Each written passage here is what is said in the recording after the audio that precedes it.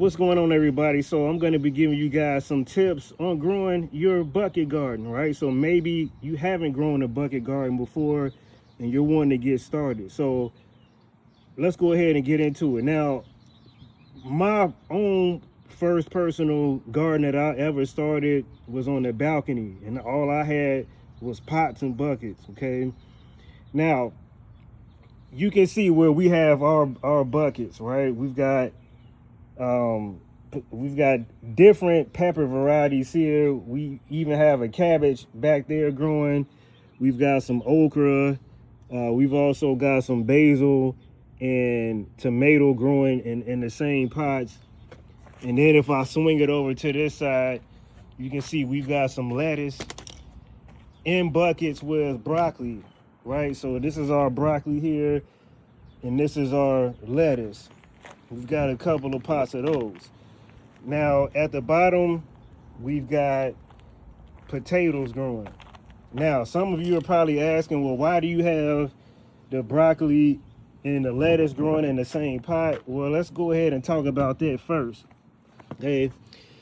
So when you talk about lettuce and you have as many consecutive 80-degree days as we've had, I know that the lettuce isn't going to last much longer, right? Maybe it goes to May until it starts to go to seed, maybe the middle of May.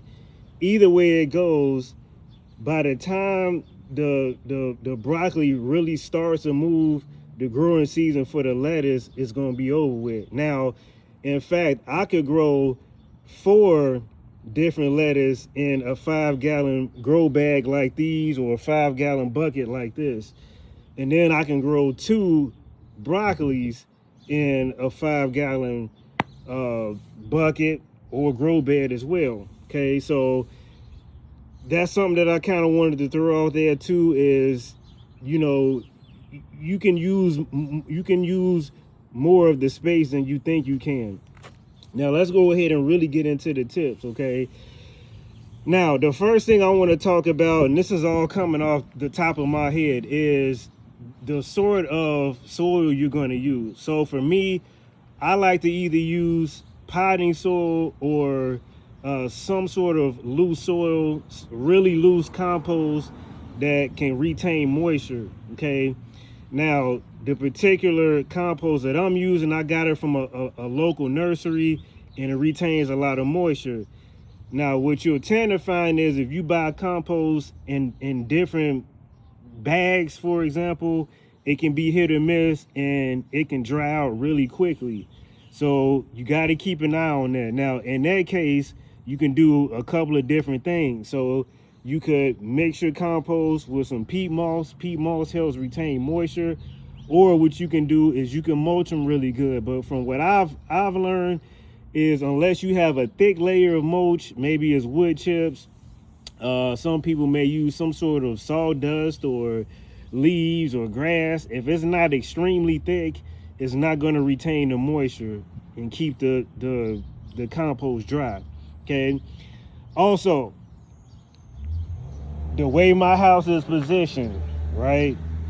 And I'm gonna let this truck go past. The way my house is positioned, right? The front of my house is north, right? The back is the south. So the back is gonna get most of the sunlight. In the front here, we may get 4 to 6 hours of sunlight, which is good. It's not, my bucket garden isn't out in the open in the sun. So that means it's gonna be less maintenance for me. So maybe I water every 2 or 3 days. I don't have to worry about the sun beating down the crops. And if I go on vacation or something, I don't have to worry about my 5-gallon buckets drying out, right? So again, I've learned that, you know, shaded or partial shade does well with my bucket gardens because it's not getting dried out. I don't constantly have to give them water all of the time. Okay, now if you're in an apartment, I would recommend that if you're growing certain things, like let's say you're growing in lettuce, right? If you're growing lettuce, you want it in the back, away from the sun as much as possible. Okay. Then in front of that, maybe I may have my collards. I may have, my cabbages or broccoli. And then in front of that, what I would do is put my crops that can take a lot of sunlight, like maybe my corn or my tomatoes, peppers, things like that. So what can take a lot of heat, what can take the drought of a really hot day is going to be your corn, is going to be your tomatoes, especially as they start to get established, uh, even your peppers, right? And so again, how you position your garden is going to really mean a lot. Now also notice, right, where I have my okra is in front of my peppers. Now, okra is very heat tolerant as well. So I've had okra where I haven't watered them for months and in 90 plus degree weather, and they did fine. So I found for myself that in at least the mid to later phase of your okra, the more that I've neglected them, the better they've done. Okay, so you just want to set them up, get them nice and established in a nice little grow area, and then you'll tend to see things start to take off. Now, also notice what we have in the front here as well is we've got one of our um, one of our little boxes that we built here. I know the name of it is just crossing my mind at the moment, but even certain flowers, right? Like this flower here does better in partial sunlight where I am, at least. I've had years where I've left it in a sunny location and they dry out and they don't do well. And guess what? This is more of a tropical plant. So if you've got tropical plants, they may not do well where it gets hot and dry or hot and extremely humid as well, right? So keeping an eye out for that. Now, you can see we've got lemon balm growing all over this area here. And what we're gonna do is we're gonna have another area of buckets growing here because guess what? The lemon balm is gonna grow whether it's getting sunlight or not. All it needs is that natural light to hit it. Okay.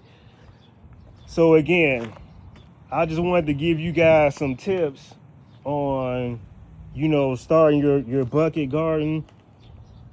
And I've already put a video out. I think it was a video before this one where we talked about the cheap way to get compost.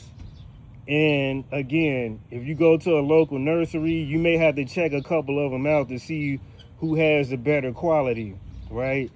And so from that standpoint, you can, pay $20 for maybe a fourth of a 6-foot pickup truck bed.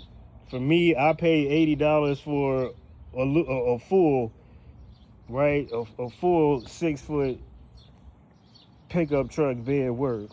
And you can see we're almost out at this particular point. So we got some pretty good use out of it. And yeah, you can see we've been getting some things growing in our front yard. Okay. Now, is there anything else that I can recommend when it comes to your bucket garden? I would say, don't be afraid to experiment, right? Don't be afraid to experiment. Like there are some people that may be in Arizona, for example, it gets really hot and dry. And some people will say, well, maybe my watermelon won't do well there. Maybe you have to grow them in a bucket and maybe you have to get them in the shade, right? So again, don't be afraid to experiment.